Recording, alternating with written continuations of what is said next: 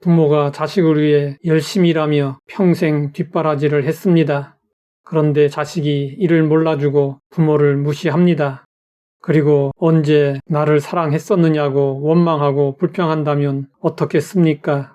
너무 기가 막히고 억장이 무너지지 않겠습니까? 하나님을 향한 이스라엘 백성들의 태도가 이와 다르지 않았고, 이에 하나님은 선지자 말라기를 통해 이스라엘 백성들에게 말씀하셨습니다. 내가 너희를 사랑하였노라. 이스라엘 백성들은 이 말씀을 받아들일 수 없었습니다. 이스라엘 백성들은 반문했습니다. 주께서 어떻게 우리를 사랑하셨나이까? 하나님께 사랑받은 기억이 없고 하나님께 얻어맞은 기억밖에 없다는 것입니다. 이스라엘 백성들은 왜 이런 말을 하게 되었을까요? 바벨론 포로에서 돌아온 그들은 무너진 성전을 재건했습니다. 그러나 수십 년이 지나도 선지자들이 전해준 소망의 메시지가 현실에서 이루어지지 않았고 고달픈 생활만이 계속되었습니다. 그러자 백성들은 약속을 의심했고 하나님을 향한 믿음은 약해졌습니다. 이런 상황에서 선지자 말라기는 문제의 원인을 일러 주었습니다. 포로 귀환 이후 이스라엘 백성들은 일시적으로 영적 부흥을 이루었습니다. 그러나 얼마 안 되어 이전과 같이 타락과 부패가 넘치게 되었습니다. 선지자 말라기는 이를 꾸짖으며 순결함이 없으면 하나님의 징계를 받을 수밖에 없다고 경고했습니다. 그리고 마음을 돌이켜 회개할 것을 촉구했습니다. 이스라엘 백성들의 죄 가운데 심각했던 것은 제사였습니다. 말라기는 그들이 저지르고 있는 죄를 이렇게 지적했습니다. 너희가 눈먼 희생제물을 바치는 것이 어찌 악하지 아니하며 저는 것, 병든 것을 드리는 것이 어찌 악하지 아니하냐. 이제 그것을 너희 총독에게 드려보라. 그가 너를 기뻐하겠으며 너를 받아주겠느냐. 또 너희가 말하기를 이 일이 얼마나 번거로운고 하며 코웃음 치고 훔친 물건과 저는 것, 병든 것을 가져왔느니라. 너희가 이같이 봉헌물을 가져오니 내가 그것을 너희 손에서 받겠느냐.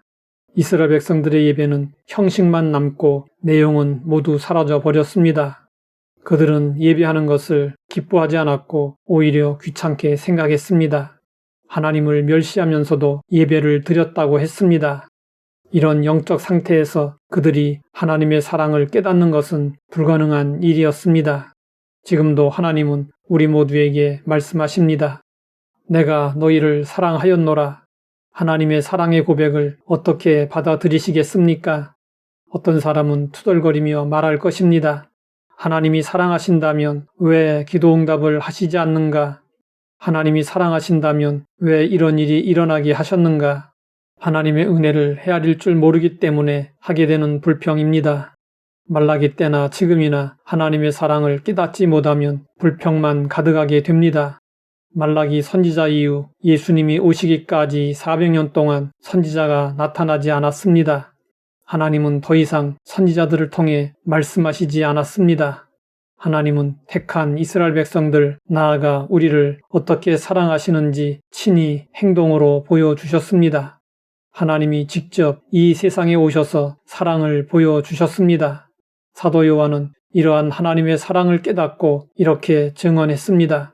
하나님이 세상을 이처럼 사랑하사 독생자를 주셨으니 이는 그를 믿는 자마다 멸망하지 않고 영생을 얻게 하려 하심이라. 독생자를 주셨다는 것은 자기 생명을 내어놓을 만큼 우리를 사랑하셨다는 것입니다.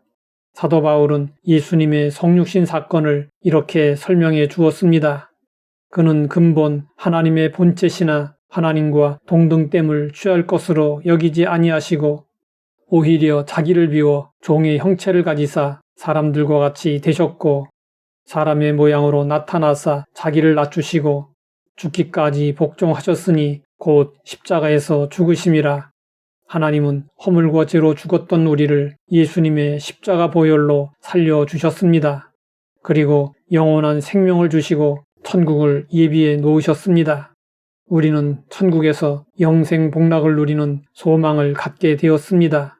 이것을 믿는다면 하나님께 날마다 감사하고 찬양하지 않을 수 없습니다. 하나님 아버지, 우리를 얼마나 사랑하시는지 알게 하시니 감사합니다. 우리도 하나님을 사랑하고 올바로 예배하는 삶을 살게 하옵소서. 예수님의 이름으로 기도드립니다.